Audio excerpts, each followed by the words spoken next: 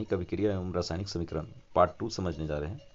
Part 2 है, इसमें हम संतुलित करना बाद में सीखेंगे, कैसे संतुलित किया जाता है। पहले हम विभिन्न प्रकार की अभिक्रियाओं को समझ लेते हैं, जैसे संयोजन अभिक्रिया। सबसे पहले समझते हैं संयोजन अभिक्रिया क्या है।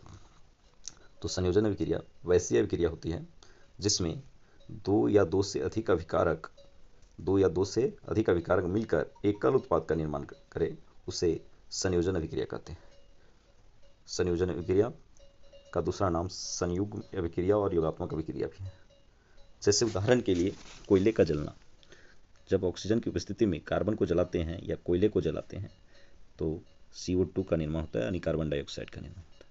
तो यहाँ पर दो अभिकारक हैं और दोनों मिलकर एकल उत्पाद का निर्माण कर रहे हैं। ये अभिकारक हैं, तीर के जो बाएं साइड होते हैं अभिकारक और तीर के दाएं साइड उत्पाद होते हैं।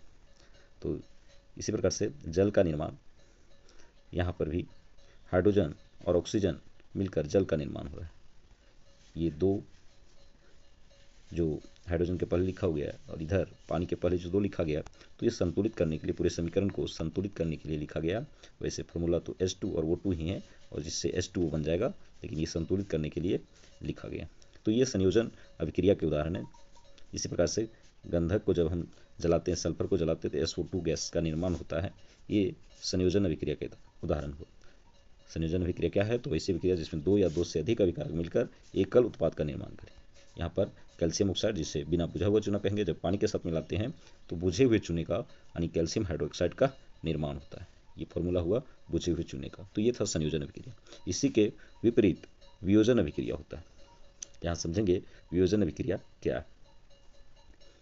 तो वियोजन अभिक्रिया वैसी अभिक्रिया है जिसमें एक अभिकारक टूटकर छोटे छोटे उत्पाद में बदल जाता है। आप देख सकते हैं यहाँ पर वियोजन अभिक्रिया वैसी अभिक्रिया जिसमें एकल अभिकर्मक टूटकर छोटे छोटे दो या दो से अधिक उत्पाद बनाता है, उसे वियोजन अभिक्रिया कहते हैं। यानी छोटे छोटे उत्पाद में टूट जाता है। जैसे आप देख सकते हैं फेरस सल्फेट का वियोजन जो हो रहा है, टूट रहा है। इसे आप हीट करेंगे तो टूटेगा, जब इसे गर्म करेंगे तो ये टूटेगा। किस में टूटेगा? Ferrous sulphate. तो Fe2O3 SO2 और SO3 सल्फर डाइऑक्साइड और सल्फर ट्राइऑक्साइड में टूट रहा है। फेरिक ऑक्साइड प्लस SO2 और SO3 में टूट रहा है, यानी इसमें एक अभिकारक, एकल अभिकारक छोटे छोटे उत्पाद में टूट जाता है। वैसी अभिक्रिया जिसमें एकल अभिकारक दो या दो से अधिक छोटे छोटे उत्पाद में टूट जाए तो कहलाता है वियोजन अभिक्रिया। उसी प्रकार से कैल्शियम कार्बोनेट, जिसका फॉर्मूला है CaCO3, इसे संगमरमर भी कहते हैं, वो जब उसे हीट किया जाता है तो CaO और CO2 में टूट जाता है। CaO यानी बिना बुझा हुआ चूना और CO2 यानी कार्बन डाइऑक्साइड में टूट जाता है। तो ये वियोजन अभिक्रिया का उदाहरण है। उसी प्रकार से जब हम ये सिल्वर ब्रोमाइड को पर प्रकाश देते हैं, प्रकाश की किरणें, तो ये भी टूटता है Ag और Br में, यानी सिल्वर और ब्रोमीन में टूट जाता है। तो इस प्रकार से एकल अभिकर्मक छोटे छोटे उत्पाद में टूट गया, ऐसी अभिक्रिया को हम लोग वियोजन अभिक्रिया कहते हैं। इस अभिक्रिया का उपयोग AgBr तोड़कर Ag और Br में जो बदला जाता है, इसे श्वेत फोटोग्राफी में भी इसका प्रयोग किया जाता है। अब हम समझेंगे ऊष्माक्षेपी अभिक्रिया और ऊष्माशोषी अभिक्रिया।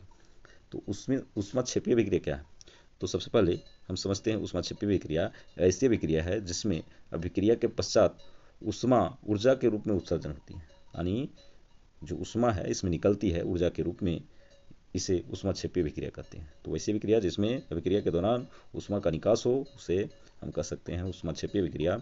जैसे मीथेन को ऑक्सीजन के संपर्क में जब जलाते हैं तो CO2 कार्बन डाइऑक्साइड, पानी तथा ऊर्जा में का निकास होता है। प्राकृतिक गैस का जो दहन है वो ऊष्माक्षेपी का उदाहरण, क्योंकि ऊष्मा निकल रहा है इसमें। श्वसन भी एक ऊष्माक्षेपी अभिक्रिया का उदाहरण। श्वसन क्या है? तो मनुष्य जीवित रहने के लिए जो भोजन करता है, अर्थात जो कार्बोहाइड्रेट जैसे चावल, गेहूँ और आलू की सब्जी जो खाता है, वो ग्लूकोज में बदल जाता है। और ग्लूकोज जब ऑक्सीजन के साथ हमारे शरीर में मिलता है तो कोशिका के अंदर CO2 H2O और ऊर्जा के रूप में ऊर्जा का निर्माण होता है हमारी कोशिकाओं में। यानी ग्लूकोज का ये फॉर्मूला है C6H12O6। जब ऑक्सीजन मिलता है तो CO2 का निर्माण होता है, जल का निर्माण होता है, ऊर्जा का निर्माण होता है। यही ऊर्जा से हम कार्य करते हैं। तो हमारी कोशिका के अंदर ऊर्जा का निर्माण होता है ग्लूकोज से, यानी जो कार्बोहाइड्रेट भोजन करते हैं वो फाइनली टूट कर ग्लूकोज में बदल जाता है और इसी प्रकार से ऊष्माक्षेपी का अन्य उदाहरण में देखेंगे तो साग सब्जियों का विघटित होकर कंपोस्ट बनना भी ऊष्माक्षेपी का। ये सड़ गल जाता है जब साग सब्जी, तो वहाँ से ऊष्मा निकलता है, तो ये भी अभिक्रिया है। ये ऊष्माक्षेपी अभिक्रिया का उदाहरण। तो वैसी अभिक्रिया जिसमें अभिक्रिया के पश्चात ऊष्मा निकले वो कहलाता है ऊष्माक्षेपी अभिक्रिया। और दूसरा है ऊष्माशोषी अभिक्रिया। तो वैसी अभिक्रिया जिसमें अभिक्रिया होने के लिए ऊर्जा का अवशोषण होता है, मतलब अभिक्रिया तभी होगा जब ऊर्जा उसको मिलेगी, यानी ऊर्जा का अवशोषण जरूरी होता है। तो वैसी अभिक्रिया जिसमें ऊर्जा का अवशोषण होता है उसे ऊष्माशोषी अभिक्रिया कहते हैं। जैसे हाइड्रोजन और ऑक्सीजन के विलयन में जब ऊर्जा हम देंगे तो 2Hi में बदल जाएगा, तो ये हमारा ऊष्माशोषी। इसमें अभिक्रिया करने के लिए हमें ऊर्जा की जरूरत है। उसी प्रकार नाइट्रोजन और ऑक्सीजन के विलयन में जब ऊर्जा देंगे तो 2NO, यानी ये तो संतुलित करने के लिए 2 लिखा हुआ है, NO नाइट्रोजन ऑक्साइड में बदल जाएगा, तो ये है ऊष्माशोषी अभिक्रिया। अब हम समझते हैं विस्थापन अभिक्रिया को। विस्थापन अभिक्रिया क्या है? तो विस्थापन अभिक्रिया वैसी अभिक्रिया जिसमें अधिक अभिक्रियाशील धातु कम क्रियाशील धातु को यौगिक से विस्थापित कर दे। अधिक अभिक्रियाशील कहने का मतलब है, जैसे यहाँ एक यौगिक है CuSO4, जब इसमें हम जिंक को मिलाए तो जिंक अधिक अभिक्रियाशील धातु है और कॉपर कम क्रियाशील धातु है। तो क्या कर रहा है कि यहाँ कॉपर को अलग कर दे रहा है, कौन? जिंक, और खुद सल्फेट के साथ जुड़ जा रहा है। तो वैसी अभिक्रिया जिसमें अधिक क्रियाशील धातु कम क्रियाशील धातु को यौगिक से विस्थापित कर दे। आप देख सकते हैं स्पष्ट, यौगिक है CuSO4, उससे कॉपर को विस्थापित कर दे रहा है, कौन? जिंक। तो वैसी अभिक्रिया जिसमें अधिक अभिक्रियाशील धातु, जिंक अधिक अभिक्रियाशील है इसलिए कॉपर को विस्थापित कर दे रहा है। ठीक इसी प्रकार से आयरन कॉपर सल्फेट के विलयन में से आयरन खुद सल्फेट के साथ जुड़ जा रहा है और कॉपर को अलग कर दे रहा है, क्योंकि आयरन अधिक अभिक्रियाशील धातु है कॉपर से। तो दोनों अभिक्रिया में हम देखें कि कॉपर कम अभिक्रियाशील धातु है, इसलिए ये दोनों जिंक और आयरन उसको स्थापित कर दे रहे हैं। अब हम समझते हैं द्विविस्थापन अभिक्रिया को। तो वैसी अभिक्रिया जिसमें यौगिकों से आयन का आदान प्रदान हो जाए। आप देख सकते हैं यहाँ सल्फेट आयन है और क्लोरीन आयन है। जब ये यहाँ पर सोडियम सल्फेट और बेरियम क्लोराइड दो यौगिक हैं, इसके आयन जो थे, अभी मैंने बताया था यहाँ पर कि आयन कौन थे, तो आयन को मैंने बताया था कि यहाँ पर सल्फेट आयन है और यहाँ क्लोरीन आयन है, ये दोनों का आदान प्रदान हो जाता है। जो बेरियम के साथ क्लोरीन आयन था पहले, मतलब वो क्या हो रहा है कि बेरियम के साथ यहाँ सल्फेट आयन इसका वाला इसके पास आ जा रहा है, आप देख सकते हैं।